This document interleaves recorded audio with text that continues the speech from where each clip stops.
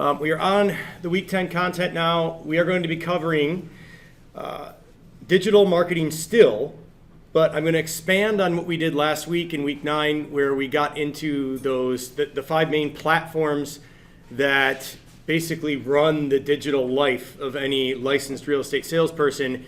Here I'm going to talk about the actual output products, or what you give your clients, like the actual content that you're going to be getting into. Okay, so we're going to be continuing with more on digital. And I'm going to start with a bit of a famous quote.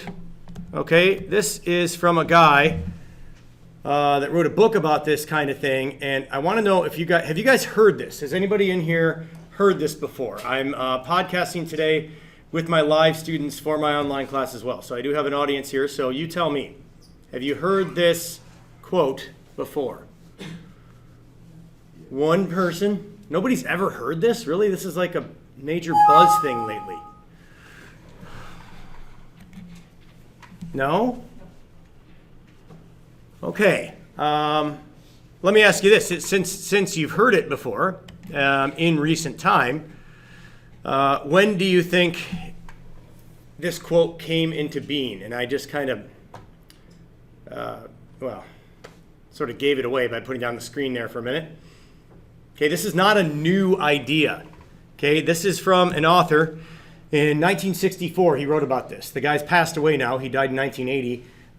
Marshall McLuhan. Okay, so this is something that a lot of user experience type of teachers and people that are really into UX these days, they reference this all the time. So everybody thinks it's this new big buzz term. It isn't. Okay, people were catching on to this back in the 60s when advertising was still very, very one-directional. Okay, we talked about that in that previous class. And it's where there wasn't much of a participation element with the user on the other end. It was just basically the big companies telling you this is what you're going to get. Okay, however, as mediums changed, it was discovered or determined by this guy, and he was right, and it's definitely proven to be right since the advent of the internet, that the medium itself would define, and these are his words, the scale and form of human association and action. So what the heck does that mean? Anybody want to take a stab at it? No. What is the medium? Think about what I'm saying here. We talked 2 weeks ago about traditional mediums. Billboards, print ads, advertising, even your business card. These are all traditional mediums, which has a lot to do with print, okay? When you get into the digital realm, you still have text. You still have text-based content, but there's a lot more going on. So the medium, in terms of print advertising, when we did that exercise where we flipped through the magazines and looked at the ads, what was the medium? The magazine. Okay, come on, guys. The magazine, that's a medium. Okay, it's a method of delivering information. That's one way of defining a medium. The medium itself can affect or even be the message in itself by creating a different experience that actually gives the person on the other end a completely different feeling about what's happening. So with real estate, this could not be a bigger deal. And this is why the internet has helped us so much. With the internet came the World Wide Web, came the advent of digital listings and everything being online, and it's just made a huge, huge difference. So this could not be more true as I've gone through almost a month of marketing here, where I'm identifying a clear divide between traditional mediums and digital mediums. Okay, so that's what I'm talking about here. So digital marketing emphasis, okay, 80% of this is going to be for marketing your listings. I'm going back to the 80-20 rule again because it applies in so many different ways to so many different aspects of this business, okay? 20% of it might be for promoting you. I have very few videos and very few digital campaigns that I do that are just like, hey, check it out, I'm an awesome realtor.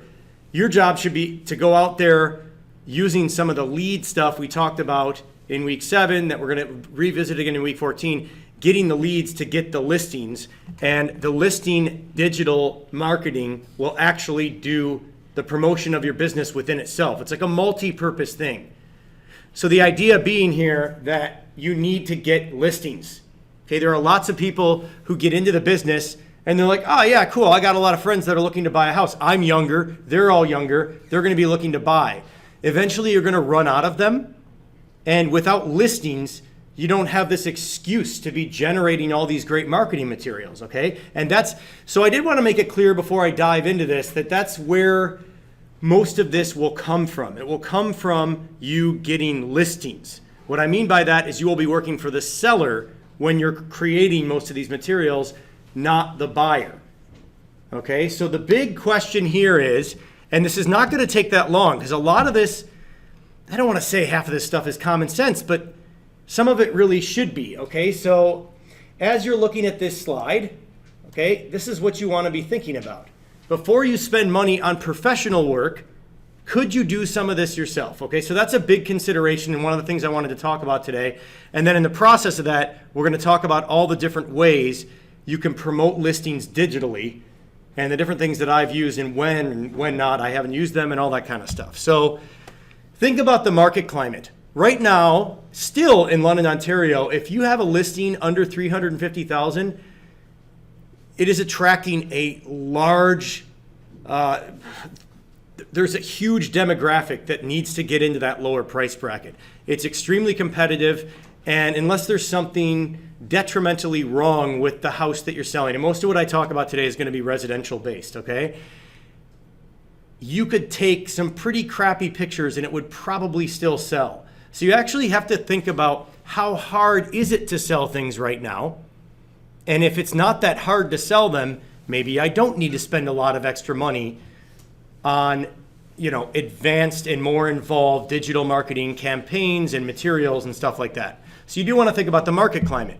Where I work, mostly in a small rural area, we don't see a lot of times, even when the market's just on fire everywhere, it's still pretty different in a resort market. And you're still competing and trying to draw buyers in from other larger markets. And you need to get that stuff out there. I'm using a lot of this marketing very often there, where I just listed a house in London where I took my own photos. I didn't hire a professional to do the photos. I did my own photos. I didn't do any of the bells and whistles. And in turn, I gave this person a better commission rate. So that's how you play the game. And that's the other thing you have to consider. Are they demanding a bunch of these things we're about to talk about, but also demanding a discount commission at the same time? You have to be careful with that because, and this is one of the things we're going to get into next week. We will talk about finally how commission rates work and how you can set, most brokerages do not demand that you charge a certain commission unless that's how the brokerage is set up, like PC 275. That's just how they work. I get to charge whatever I want. I just sold my grandmother's house. I charged her nothing. I charged her the office fee, which is like $500. That's it. Otherwise, I end up having to pay if I run it through. So I have to charge something, but that's nothing to sell a house. The other realtor got some money. I had to offer it to the other realtor in case it was sold by another realtor. But you have to think about commission rates because you don't want to start spending a ton of money on all these additional marketing packages and like high-end type of stuff that might be more typical with a higher-end listing when, in fact, you're not getting that much commission. So you have to consider that. You also have to consider the nature or quality of the listing. Is it a tear-down house on a piece of land that the land will be much more popular? You won't even need interior photos. As soon as you see a listing with no interior photos, you know it's past the point of just needing a little TLC. That's the phrase a lot of realtors use. Needs a little TLC, tender loving care, right? That means it's a piece of crap and it needs a ton of work. That's what that means. So is the nature or the quality of the listing in a way that you don't really need a lot of this, or is it in a way that you do need a lot of it? So when I sell a multi-million-dollar lakefront, the amount of buyers in that zone are very, very thin. There's not a lot of buyers in here. How many people in this room are part of a family that owns a multi-million-dollar lakefront that actually paid that much for it? Not that bought it 30 years ago like my dad did, and now we don't have it anymore because we couldn't afford the taxes. That's how bad it got. The taxes got so high because we were surrounded by multi-cajillionaires that we were done with it. So we got a place close to the beach. That's my dad's cottage. So anybody? No. See, and that's I could ask any classroom here. I could ask most groups of people in a room, and no one would raise their hand. That means when we go out marketing those listings, the amount of people looking for that in that price range is also very small.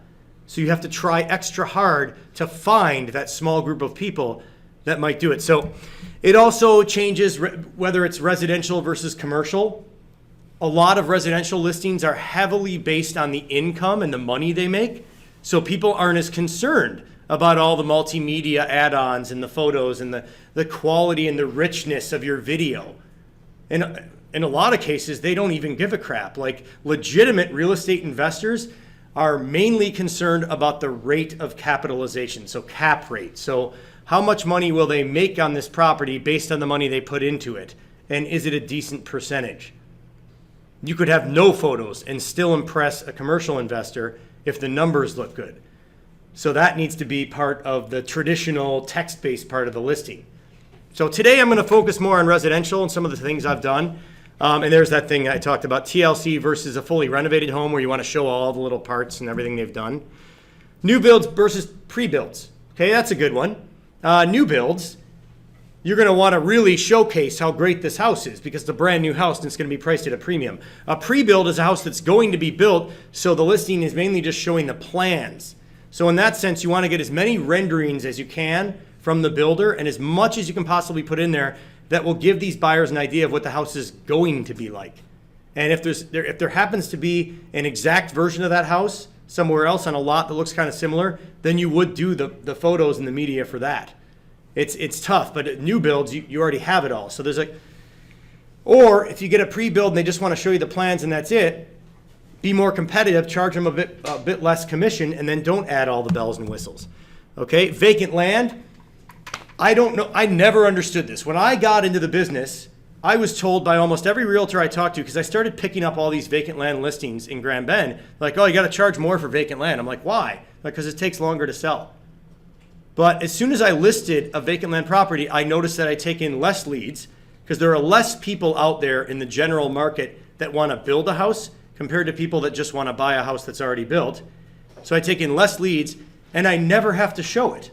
Nor do I have to go and let other realtors in on showings. I can just send them to the lot. So why the heck are realtors charging more for vacant land listings when there's an obvious lack of work? So I went into Grand Bend and I was like, oh, I'm not going to charge. Lots of people are always trying to flip lots there. And I didn't charge as much. So I picked up and I became like the vacant land guy. It was kind of cool. But I do still employ certain things like certain graphics and additional stuff. Sometimes in vacant land, I might have a bit of aerial that I'll add in, but in that case, I'll want a little bit more commission. So it depends on the listing, right? The history of the listing. Has it already been up for a long time?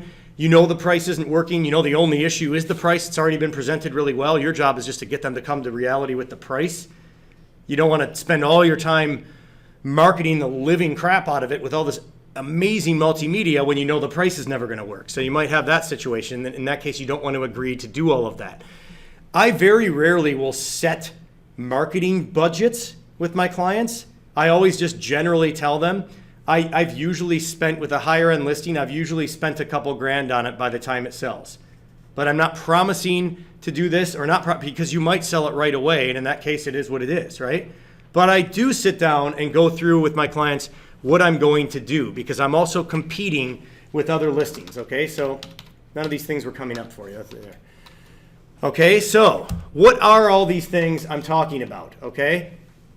If you decide, yes, I'm gonna get these listings, oh great, somebody agreed to give me a listing, what can you do on your own and what should you do on your own, which is another thing I'm gonna recommend here, okay? Photography. If you don't have an SLR camera, I wouldn't necessarily recommend it, despite the fact that some of the new smartphones, especially the brand new ones, are taking really good photos. And that's mainly because you're still not going to be able to get the angle you need without a proper lens. It's going to be tough to make those rooms look as big as they really are. I'm not saying you need to make the rooms look bigger than they are, which a lot of lenses do, and that's not necessarily a bad thing. But so yes, you can do it on your own. Yes, I do it on my own all the time. But after several years in the business, I did invest in a proper SLR camera. Prior to that, because of where I work, I was lending one out at the library when I needed it, okay? And some of this was used in my Adobe course for projects and stuff. So it's not as if it wasn't contributing to the education I was doing here at Fanshawe either. But I would always do it with a proper SLR camera and a lens. SLR meaning single lens reflex, like the old school camera, but they're fully digital, right? So I'm just recommending, even if you have a brand new one, if you got to take some quick shot of the outside or something of the gardens that you missed, a new smartphone is still going to take pretty good pictures. But you don't necessarily want to do it yourself unless you have the right equipment. If you do, then yes, but not for the higher end listings, right? So there's the things I talked about a couple slides ago. Likely worth investing in your own SLR camera. That way, when you give people a good deal on commission, you could say, listen, I'm going to take my own photos. They're going to be very good. They won't be quite as good as the guy I paid $350 to come take photos, but you're also paying a lot less commission than that person did. And that's the way you kind of work that. Videography, okay? So the same people that usually do photography, the professionals, will have what are called gimbals. These are really cool tools where you can walk around with a camera and do this amazing ground level video that looks like it was done by, and you, even 5 years ago, you couldn't get this like level of equipment at an affordable price, and now you can. So oftentimes, if you are hiring the professional photographer, it's worth asking them what it costs to throw that in there. But these things are not necessarily cheap. Sometimes they're as much as cameras. So as soon as you get past standard photography, you do have to start to ask yourself, how many listings am I really going to get a year? And is this going to be worth investing in if you want to actually get a gimbal? Because then you also have to have the proper software to edit videos and create videos and add things onto them. It turns into a big thing. So photographs for sure. That's the one thing I think you could do yourself, and I do on many occasions, depending on the listing, based on the factors we talked about on the slide, last slide. But I wouldn't necessarily say that anytime I want to do video, I'm already on to the professional guy, because I don't want to have to deal with the size of the video and editing it and getting it off the camera and whether or not I should be using the SLR camera or a proper video camera, stuff like that, right? Aerial, do not do it yourself, okay? Unless you're into this as a hobby already, just don't, okay? And at that point, then you have to decide which listings should get it and which shouldn't. In a city market, on a city block full of trees, there is absolutely no reason you would ever need aerial. If you need to show an overhead image of that to show location factors and stuff, you'll be able to get that through the system that you have access to as a licensed realtor. So this is one you should never do yourself. And when you're deciding whether or not to do it, you should consider the geography and the terrain like I just talked about. Lakefronts, every one of them I always have aerial because there's always really easy ways to get great shots of where the property's located, including the house and everything. When I do listings in the subdivisions that are off the lake, and this isn't just about Grand Bend, this happens a lot in these resort type areas, these are big lots that are in the woods, and it's nearly impossible to get the house in a good aerial shot. It's like brutal. So in that case, instead of paying someone to come out and do crappy aerials, and the best you're going to get for somebody to come out and do that is maybe 400, I just use the good Google satellite imagery that we are provided with. And if you're in your system that you're given access to as a realtor, you'll have all the lot outlines and all that stuff. It's really cool. So I'll show you some examples today. But pretty much so far on my list, the only thing I'd say to do yourself is photography. And even with that, you got to be careful. You got to remember how much money you're actually going to make. If you sell a house that's $400,000 and you stand to make 2% off of that, you can figure that out pretty quickly. It's $8,000. That's a lot of money, okay? So if you got to pay a photographer $350, or if you need the aerial guy and you got to pay that aerial guy another $400 or $500, it is what it is. It's just coming out of that big chunk of money you're going to make. But you got to make sure you put this together in a way that's going to get it to sell, because you will not get money up front from these clients. I have yet to run into a realtor that's figured out how to do that, how to get like paid for all the stuff in case it doesn't sell. It's your job to get it sold. Okay, and remember, as you're doing all this and creating all this material, just the listing and the material in itself is promoting you as a realtor. The best way you can promote yourself as a realtor outside of your spheres of influence and all the automatic leads you're going to have with the people you know and stuff, because that's where you should really start, and that's how you're going to get listings too. The best way you can promote yourself as a realtor is to flaunt those listings and to make sure people know you have the listings, to get signs up, to have your name everywhere it can be. Okay? Paying for aerial footage is the least you can do. That's not a good way to promote yourself, is to get into the drone business and start. Don't do that. So may not be worth investing in your own gear, because this definitely requires special equipment, and you have to be licensed. You can't just fly drones anymore wherever you want. There are countries where you can, but not here. Okay, Canada likes to regulate everything, or over-regulate. Okay, so be aware of that. All right, you're not. Does anybody in here have drones? Do drone work? Nobody? Yeah. Okay, it's a pretty specific hobby to get into. A lot of my friends that got into it were already into RC type of stuff, like racing cars and boats, and then they got into drones. Or it's just that buddy you have that just buys everything, right? Something new comes out. You guys all have one of those friends, right? They just buy everything, and then they end up getting kind of good at it. Some of them end up doing it as a business, right? It's you want to pay somebody to do it, okay? Otherwise, you'll be spending tons of time trying to figure it out when you should be selling real estate, right? Make sense? Okay. Professional editing skills cannot be overlooked. What I mean is, I shouldn't even say professional, because you don't need, in general business, do they make you guys take the Adobe course? No, but can you take it? Yeah, you should. It's kind of a pain in the butt, but there's like, and mine is probably not one of them, this real estate. There's like probably 3 or 4 courses at the end of your career here at Fanshawe that you're going to graduate and then find out, oh my gosh, I'm going to use this stuff. I don't mean to belittle what we're doing here. It's important, the education you're getting. You're going to get a lot of well-rounded type of guidance from all your courses, but it's the hands-on, more application type courses that when you leave here, you're like, wow, people expect me to do this. And the Adobe suite is now becoming more and more commonplace, especially for marketing students. They're required to take it.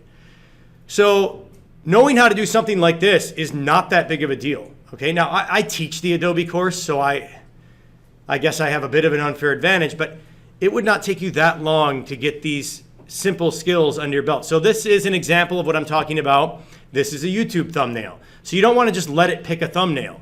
If you spend the time to put together a rich multimedia video package with voiceover and all that stuff, you better believe you're going to spend another 20 minutes making a good thumbnail. Like, come on. So I just did this all in Photoshop. It takes me less than 20 minutes, but once you get the hang of it, you could probably get it done. So I'll show you a few more examples, but this is the kind of thing you can do yourself. So far, photography and playing with your photos. That's about the only thing I would say for sure you want to do yourself, unless you are already really into this multimedia type of stuff. It's worth it for you to pay somebody to do it. You just have to pick and choose the listings that you're going to bother to pay for. And we talked about why that is too. Here's another, this is exactly what I was talking about, except this is, okay, there. That's Google Satellite with the lot outline. See the difference? Okay. This is a shot from a drone. So obviously there's a big difference, all right? Google Satellite here, okay? Shot from drone here. Okay, so you see what I'm saying. Sometimes I happen to be, this was when I was selling my house. The guy was there shooting a lakefront the same day. So I'm like, okay, see how you can barely see the house? You see what I mean?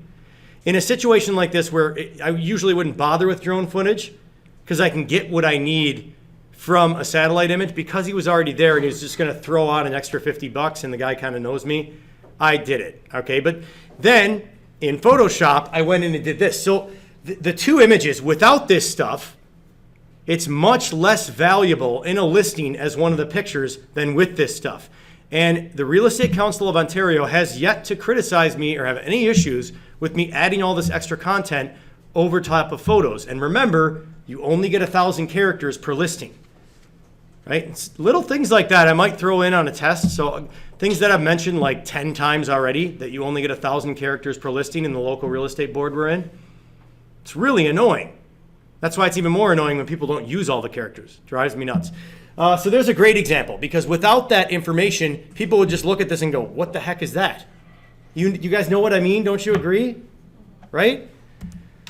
Okay, this one is a stretch at best, but the seller of the property that I put this in for was so pumped about it. So I was selling a condo that, see where that little END is? There's these Grand Bend bushes in like, made out of juniper. See it right there? It says END. You can barely, here, should hit a light here. So this is one of those things where you can sit down and spend some time on these extra details without paying somebody extra money and really impress some clients. And you can do it without even having the aerial footage if you happen to have aerial from other listings. So this was an aerial shot I used from another listing for this thing across the river. So right here, so I was over here taking shots right here, and I happened to have a shot that included just the front end of that property. So I was able to then kind of say, here's the property. So, and you could see part of the condo building. So she has a condo right there. It's like it's right here off the photo. Like it's close. I mean, it'd be like right here, okay? And this shows how close it is. It's one thing to say it in the listing. It's another thing to put a picture in like this, but also show exactly what the purpose of the picture is for. And without a little bit of photoshopping, you're not going to be able to do that. So that's one of those things as a realtor, I would say, get it learned. Get it under your belts. Even if you don't take the Adobe course, maybe you just end up doing something that, like you guys know there's tons of free stuff on YouTube that teaches you how to do things like that. And then here's one where instead of using the actual aerial shot, which are the last two, which you can see, they're very crystal clear. They're a lot closer down over top of the property. I mean, look at this. This is the same guy with his brand new equipment versus his equipment a year and a half ago. Look at the difference in the quality. Like, holy crap. It just keeps getting better and better. Like, this is like vibrant and crystal clear, where this one is still totally fine. It's just not quite as sharp, okay? And then you can go and pull images like this from satellite and provide like basically a plethora of location-based, people love that stuff in listings. They love the geographic location-based stuff that shows them where everything is around the property. And 95% of realtors never put this in because this takes an extra 25 minutes to put all this together, 20 minutes maybe. You got to pull the thing, you got to leave the Google in there so they know where you sourced it from. But this kind of stuff is one of the reasons people love when I sell. So this was for a vacant land sale. You know what people usually do for vacant land? They put up an icon that says vacant land with a stupid little sign. It's not even a picture of the lot. No pictures of the lot, no pictures of the area. And I put pictures of the beach too, and pictures of Grand Bend. Why not? That's where the lot is. So there is stuff you can do yourself that will really enhance the multimedia nature of a listing. And that would be your own photos and stuff like this. Because again, you can pull these satellite images directly from the place that you're going to have access to once you become licensed, this registry system. Okay, more options to consider. So back to the videography side of things. If you're going to hire people to do this, as I mentioned, it requires special equipment, but the purpose of doing the videography, the reason I'm putting that in here twice in the slides is because as soon as you do that, it leads to the requirement of producing a video. This is where stuff gets really time consuming. And as I explained at the beginning of the course, time is money. Okay? If you decide to get into this business and you dump hundreds of hours into marketing your services instead of using your spheres of influence, those are all hours you spent where you could have been working somewhere else and making money.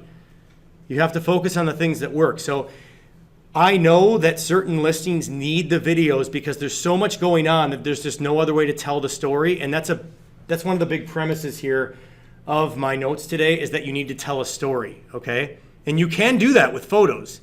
But if that's failing, then you need to get the aerial, you need to get the video. So putting this in the notes twice was for the purpose of also mentioning, oh, by the way, if you decide to do that videography, whether it's aerial or whether it's ground level, and usually if I'm going to do one, I do both, and I mix them together in the video, you're going to need video production. And video production is going to require what? Okay, professional voiceover. Okay, I was in a band for 12 years, and I was talking to people on stage for hours on end with no script. I have been a teacher for longer than that and coming in mostly scripted, but talking to people, okay? So I have a bit of an unfair disadvantage when it comes to speaking over a video because I can do it without even thinking, right? But I do have a script prepared when I do this because keep in mind, I don't have to do that on the fly like I do with a class. Like I can have it prepared and read it over and pick things apart and fix them when they're done. That takes a lot of time. It also requires special software. I use something called Camtasia when I want to do something quick. I use Adobe Premiere when I want to add a lot of bells and whistles. Neither one of these are free, and they are both pretty bulky on your machine and take a bit to learn. I also do a lot of stuff in Photoshop, even more so when I'm cutting a video, because I'll need to do like little extra things in the video. So I'll show you a couple examples today. I'm not going to have them play in the video while I'm recording it, but you'll see what I'm talking about, and you guys can watch them on your own time so I don't make the video longer. Also, and I'm using one right now that I'm borrowing from Fanshawe, you can't just use the mic on your laptop, okay? I'm sorry, but it just doesn't sound that good. Some laptops might have a pretty good built-in. You don't just want to use the mic on your phone. Then it'll sound like that phone tone. You want it to sound like you're going through like a professional PA system. And the way to do that, gentlemen, is to use a microphone that has been built to provide that kind of compression. It's about compression, right? And I'm not going to turn this into a technical thing, but this mic is probably $500 or $600, and my voice sounds awesome. The mic that I usually use for my live lectures, which wasn't in my bag, so I ran and grabbed this one, that mic's only about $50 or $60, and it sounds pretty darn good, but I did a lot of testing before I started using that one consistently. But I never use the one that's built into my laptop. It's just, there's not enough compression. It's very echoey and boomy. I mean, it's the size of like a pin, right? And you got to think, like the technology built into the size of a pin, well, not in all cases. Nanotechnology is pretty impressive, but it might not be as good. The video can be created with stills or video footage in the background. I used to use all video footage when I started doing the interior video, but a lot of it was too dark, so now I'm going back to stills for the inside, and I'm doing ground level video and aerial for the outside. This meaning that somebody recorded ground level video just with a gimbal and a camera, that gimbal thing I was talking about, and then my drone guy did aerial. If it's in a neighborhood where the thing's covered with trees and I can show the location factors in the listing in a single photo, I just do the ground level stuff. So I'll show you an example like that, and I'll point you to a couple of my good aerial ones. Once you do this, then it adds this whole additional category of expenses to your listing. Because once you have a video, here's the thing. I run a lot of social campaigns, and I do this with listings that don't even have video. But based on the analytics, it shows me hands down that the stuff that I promote with video footage is a lot more engaging and people respond to it a lot better. And that's usually only where I get leads, is when I have a video involved. So as soon as I have a listing with a video, I'm already planning on spending more money on campaigning. So search engine optimization, as we discussed it last week, that's SEO, that can be done without paying. But because it's gotten so competitive, you want to get all your keywords and everything set up properly for the category you're trying to optimize, and then you pay beyond that to make it come up in front of other videos in YouTube. That's the AdSense platform, okay? You pay for it to go through Facebook on campaigns. You pay in Instagram for campaigns. You pay extra, okay? So moving on here, because we got to get to the assignment. Most of the time when I'm doing these kind of productions, I'll have music in the background, okay? I do not use music that has copyright issues, because then YouTube creates these issues with it and it says it's copywritten and this. Find freeware, stuff you know that's legitimately sourced, like with free copyright. And there's lots of websites that have this. You just have to Google it. And those are the kind of songs that you want in the background of videos, okay? Yeah, it'd be cool to stick a Rolling Stones song in there, but it's going to create marketability issues with their video. So you put in the cheesy elevator music and you turn it down in the background and it works. All right, but you could see as soon as I got onto the video production thing, I'm talking 10 times longer about it than any of the other categories, because it's the most involved and takes the most amount of time to prepare and cost the most money to market, because you're going to spend more money on it. Finally, we get to options like this, which I've tried a couple times. I've had some guys kind of pitch this on me, and it's, to be completely honest, I don't think it makes as much of a difference as they believe it does. I want you guys to pause the video now, and you're going to have to go into the PowerPoint notes to be able to grab this link. It'll also be in the Week 10 resources, the extra links. And I want you to watch that, okay? And after watching it, you're going to see that this is pretty neat what they do, all right? Okay, so that's the Matterport device. It's very expensive. I believe it's still over $5,000. And to get somebody from the team to come down and do it, depending on how far away you are, it could be anywhere from $500 to like $700 or $800 because of the travel fees. This is not what it's cracked up to be. There are other ways to do 3D tours you can do with the gimbal camera and walk people through houses if you can get the right lighting, and that can be done without this. But people really like that 3D thing, so here's what I think this is.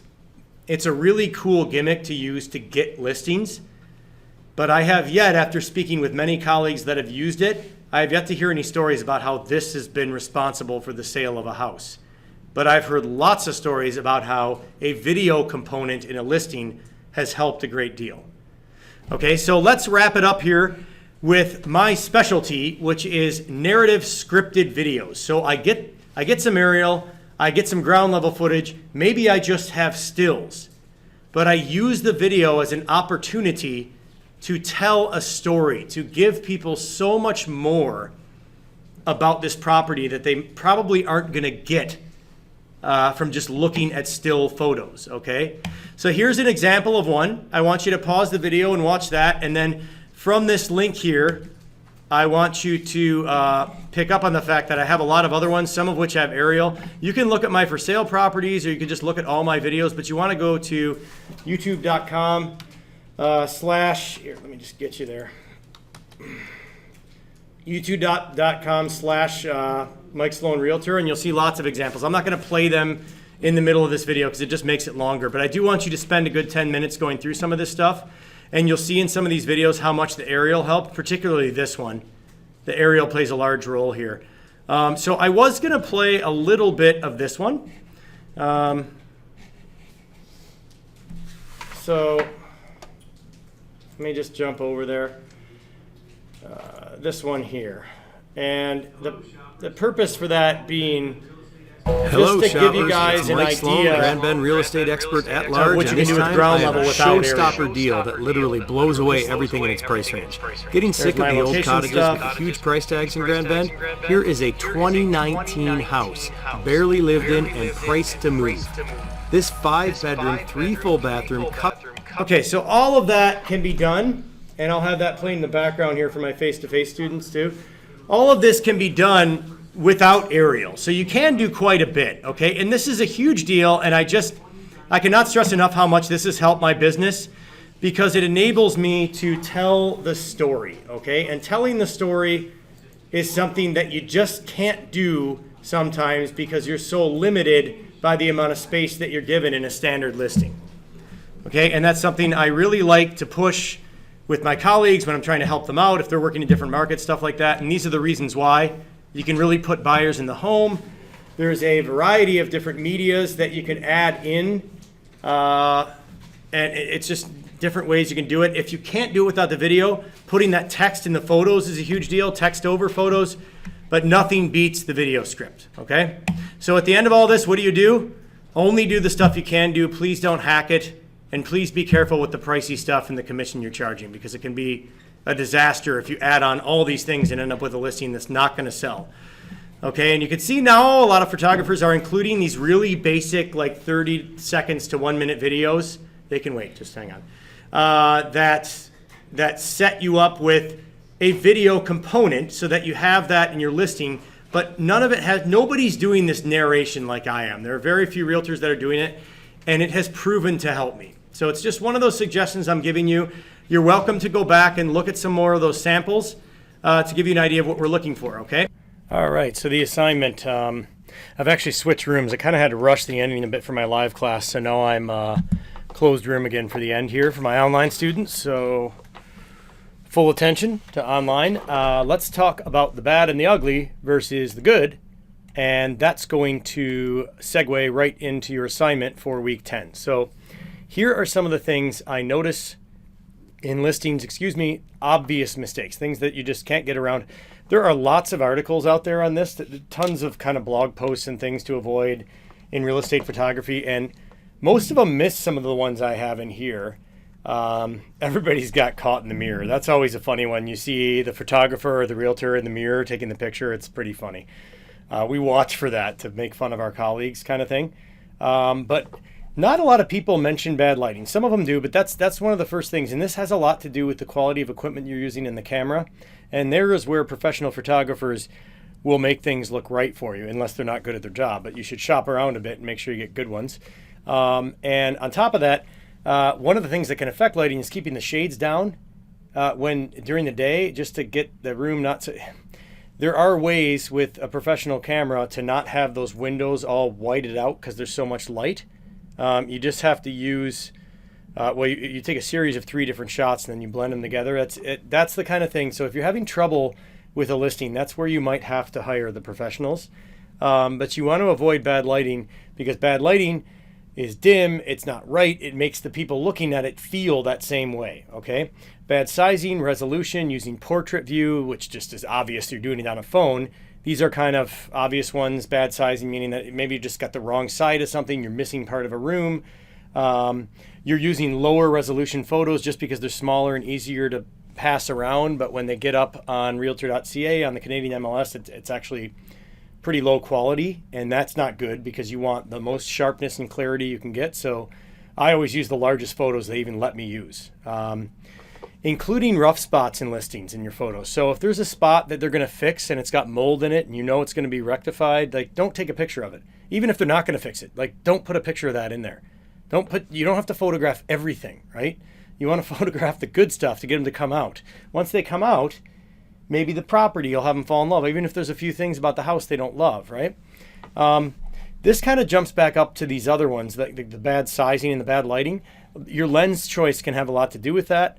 Especially with bathrooms, like, it's really hard to get the full size of a bathroom without a proper lens, and you can never get it with a smartphone. You always just end up with a picture of a toilet, which is not that inviting or impressive. Dated photos. This is a big one, and you gotta love it when realtors, licensed salespeople, actually go and take a photo off Google Earth and put that up as their main listing photo because they never got a shot of the front of the house or something. That photo is likely to be at least a few years old. That's not good. Or somebody lists something in February and then April comes along and the house looks a million times better from the front and it's not all full of snow.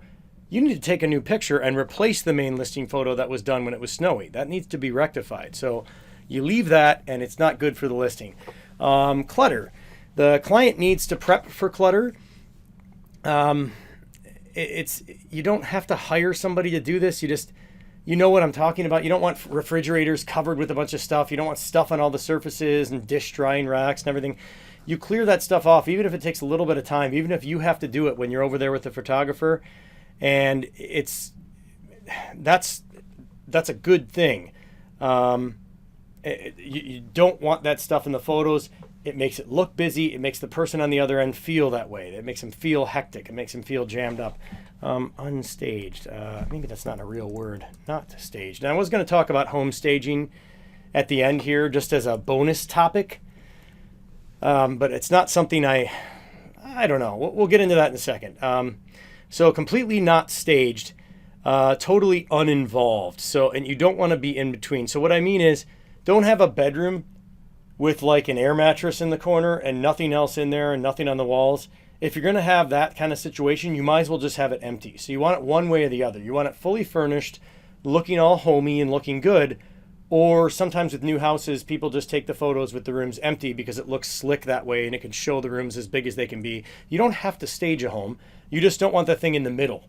Uninvolved was a word I actually did borrow from one of the articles I was reading a while back about photography, and it just where it makes people feel when they look at that room like they can't put themselves into it, right? It's just like a thing in the corner, like a box.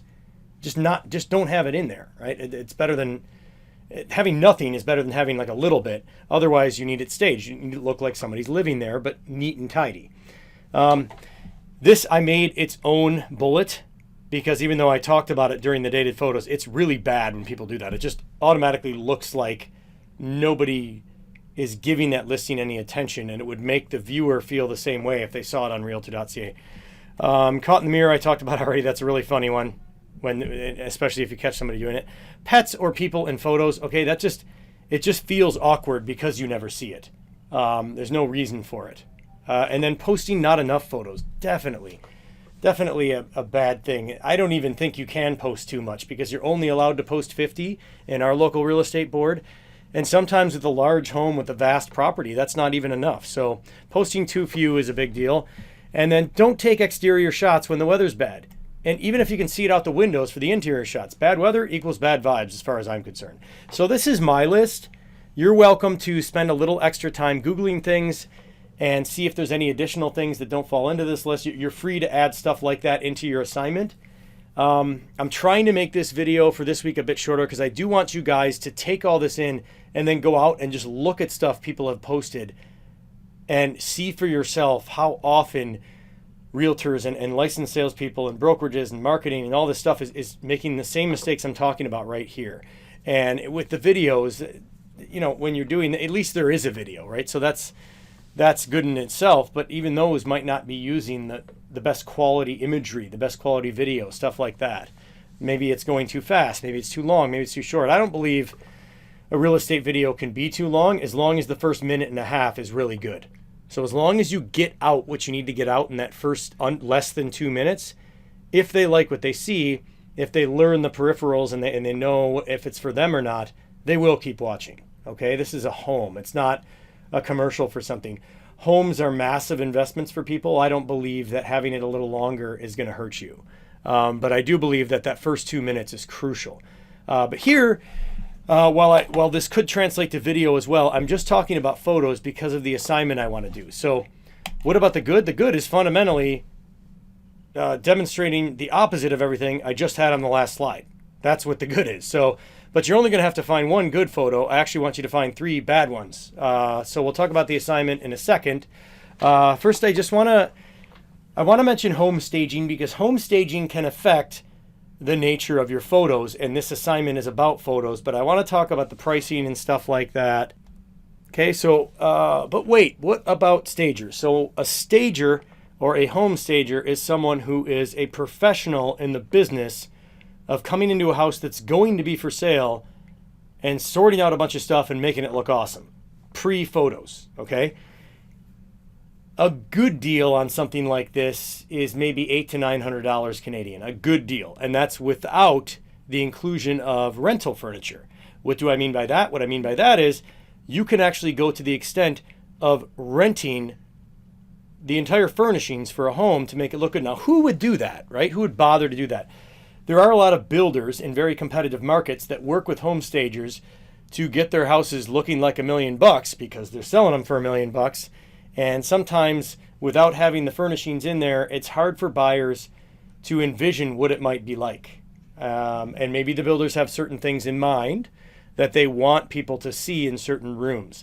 So, and there's a massive investment in building a house compared to buying a house and selling it out later on. I'm not against this at all, especially for new builds. I think there are home stagers out there that do a really good job.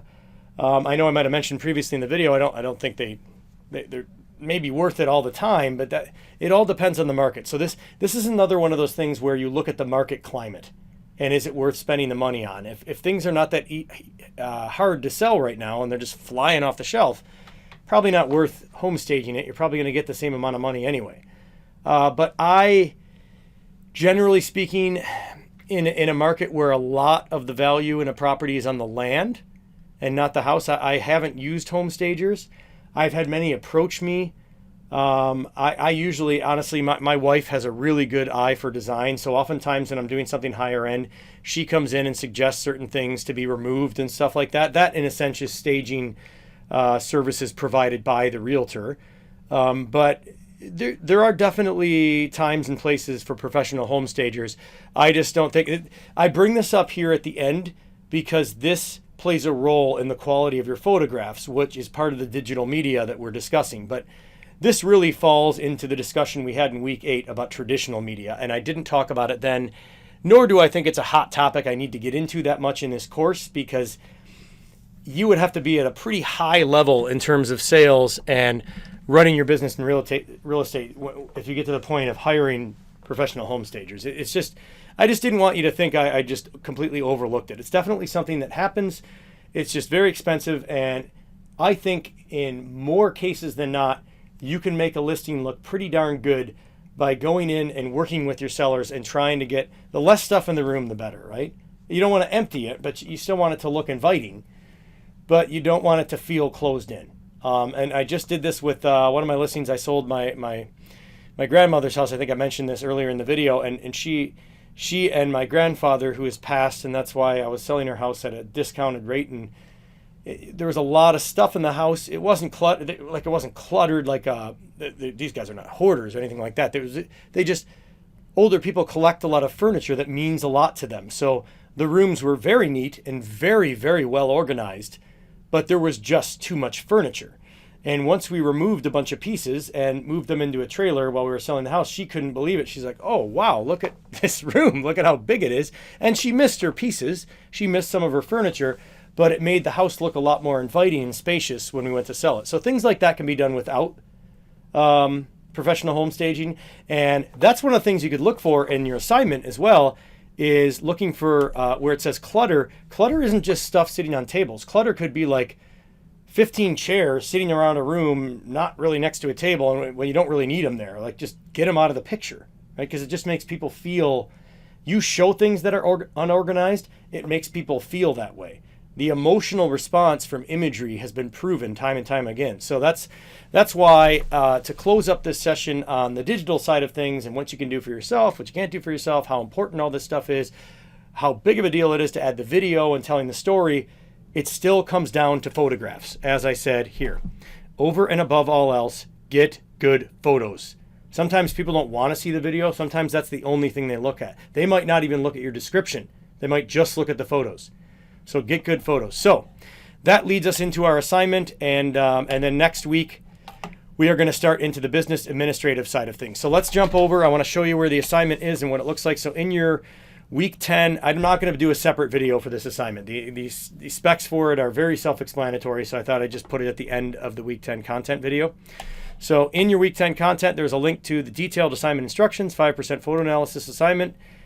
This really does speak for itself. It tells you exactly what I want you to do, okay, and where to go. And I'm going to show you some quick examples and the places I would go to look for things. Okay, so I had up here, I think I already had them up. Yeah, okay.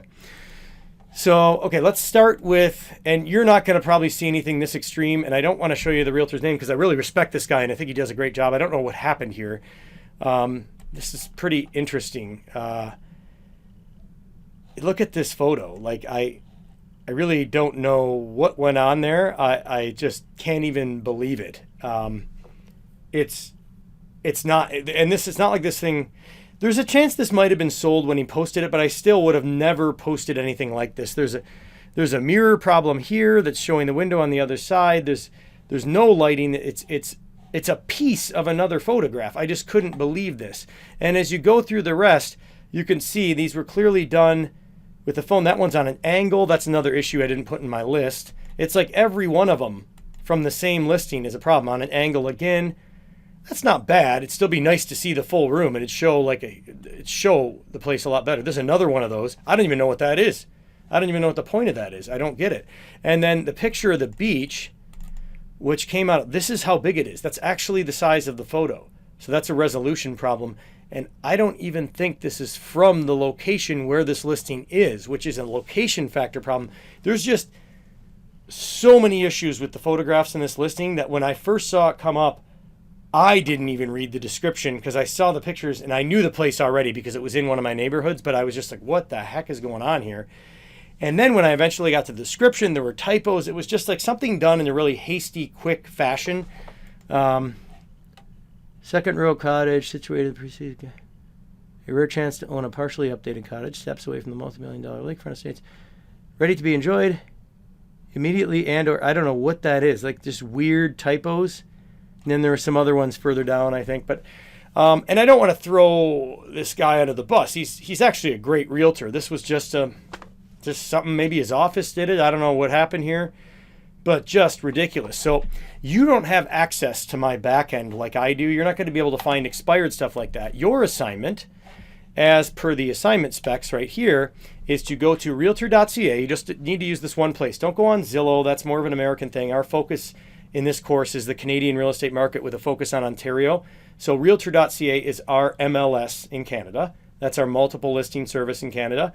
And you're going to go there and try and find. So if I just go, and I have not done this ahead of this, I'm just going to randomly choose. Let's not choose my town or London. Let's try like Lucan. Okay, so if you just search a town in there, and I did want you to kind of set a price so you don't get all kinds of crazy expensive stuff that kind of, because that's going to have really good photography work, or otherwise somebody's dropping the ball. So I would say max price, let's say 400. Okay. And I'm just guessing. You guys can do whatever you want. Maybe there's bad examples even in the higher price ranges too.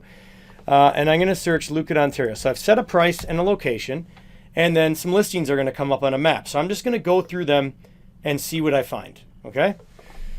Yep, I got it. That's good. So, okay, there's a vacant lot. That's exactly what I was talking about. Like, absolutely ridiculous. This is exactly what I was talking about in the lecture, and this could have been one of your examples. Except that's it. That's the only graphic. That's the only photo. So no extra information, no location mapping in there. Sorry, Jeff. And now I'm going to end up showing realtors. And I'm not, you know what? Jeff's a phenomenal realtor too. I should just say that in the video because he's great. But my experience with vacant land in Grand Bend, it's a harder market to sell vacant land, is that people need a little more than that. Okay. This is just not enough. I'm not saying Jeff is, believe me, he's far from lazy. That guy kills it. He does a lot of business. And this is just the way a lot of realtors that have been in the business a little longer than me are accustomed to doing vacant lots. They just post a little graphic that says building lot, and that's it. I just don't think, so there's an example right there, right off the top. Let's go to the next, second one. I can already tell that is a phone picture. Why? Because it's not, okay. There is nothing anymore that is, look at this white space between the pictures. It just looks sloppy, okay? If I go to the next listing, which has proper, those look like professional shots. I can just tell by the lighting. See this, how they fill in the space? That one's not sharp. That's blurry. You know what? Jeff, I'm killing you here, buddy. I'm sorry. The first 3 listings I picked, the first 3, I'm already picking out issues. I would have taken 5 minutes, and I bring my blower to photo shoots, literally. And I would have blown, maybe not the whole yard, but I would have got the driveway and the patio blown off. The yard looks pretty good. The backyard looks good. Leaves are okay. It's fall. I mean, whatever. Walking into the house, I like when it starts with the entranceway and shows you that. These are good interior shots. That looks great. I mean, that looks pretty good. That's a good photo. So it's, and you're going to go through, and just within the first few, I picked out things I didn't like. Blurry, lack of a photo altogether, using that vacant land icon. That wasn't in my list either, but that was definitely one of the things I talked about. And then smartphone photos, like smartphone photos for sure. Look at this. I mean, look at how skinny you feel the house is just based on this picture, even though the house might not be that skinny. Look at this. These are, you can't, how does this show you the open space in this room? With a proper lens, this whole thing should be filled up. So this is right from the get-go. I'm showing you examples of what not to do. So that's why the assignment, the way it's set up, I want 3 examples of the bad, because you're probably going to find more of that. And then as you're going through, you're going to see a photo and you're just going to see, wow, that's really good. So save one as your good example. Okay, and this talks about how to do it. Just, you can do snip. You can use the snipping tool here, snip. So if you search in Windows, snipping, and I think on a Mac it's Command-Shift-4. Command-Shift-4 on a Mac, it will allow you to just pick here. So you can just pick a spot on the page and just cut it, and then you can save this as, or copy it and paste it right into the Word file. So this should be a quick and easy assignment. I will be marking you on doing, so one of the things I want to make sure you understand, every photo you pick, and there's only 4, there's 3 bad ones and 1 good one, they all have to be from different listings. I don't want you to pick from the same listing because it makes it too easy. You'd be done in like 10 minutes.